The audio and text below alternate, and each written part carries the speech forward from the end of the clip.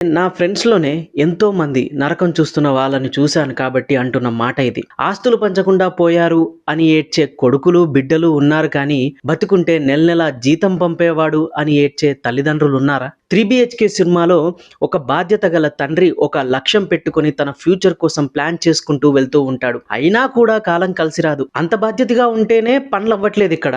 And అలాంటి character చేసిన శరత్ కుమార్ తన పాత్రలో జీవించేశారని చెప్పాలి. ఇక ఫ్యూచర్ మీద అసలు క్లారిటీనే లేక క్షణికానందాల కోసం కొన్ని అలవాట్లలో పడి తన జీవితంతో పాటు కుటుంబంలో ప్రతి ఒక్కరిని, ముఖ్యంగా కన్న కొడుకుల భవిష్యత్తుని నాశనం చేసే తల్లిదండ్రులు లేకపోలేరా? అదే ఈ సినిమాలో నటించిన హీరోయిన్ ఐశ్వర్య జీవితం ఏమైందో చూపిస్తుంది. తన లైఫ్ ను కోల్పోతుంది కేవలం తన తండ్రి సరిగా లేకపోవడం వల్ల. అదే విధంగా తండ్రి తన కోసం పడుతున్న బాధలు చూసి కుటుంబం కోసం ఇంత చేస్తున్న తండ్రికి నేనేం చేయలేకపోతున్నా అని బాధపడే కొడుకు క్యారెక్టర్ సిద్ధార్థ్ విషయంలో కూడా చాలా కనెక్ట్ అయ్యాను నేను.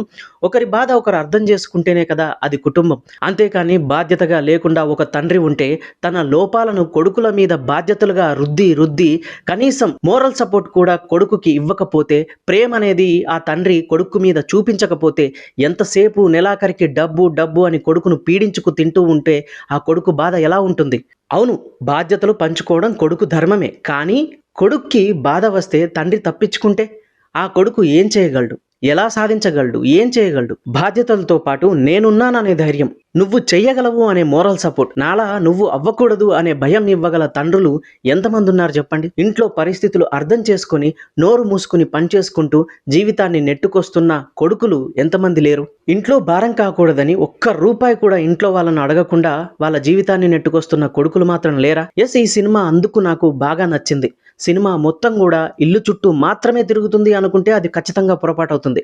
ఇల్లు అనే ప్లాట్ లైన్ తీసుకుని ఒక మధ్యతరగతి కుటుంబంలో వచ్చే సమస్యలన్నీ చూపించాడు దర్శకుడు ఈ సినిమా ద్వారా. 'త్రీ బీహెచ్కే' ఒక మంచి విలువలు చెప్పే సినిమా, అర్థవంతమైన సినిమా. దగ్గరుండి చూసినట్టు తీయగలిగాడు దర్శకుడు ఈ మధ్యతరగతి జీవితాల గురించి. ప్రేమ చూపిస్తూ, మోరల్ సపోర్ట్ చేస్తూ, బాధ్యతగా ఉండే తల్లిదండ్రులు మీకు గనక ఉంటే, ఆ నాన్న గనక మీకు గన ఉంటే కామెంట్ చేయండి. ఇంకా ఫ్యామిలీ ప్రాబ్లమ్స్ వల్ల ఎంత నరకం చూస్తున్నారో అబ్బాయిలు, అలాంటి వాళ్ళు మీ సిచ్యువేషన్స్ కామెంట్ ద్వారా తెలపండి.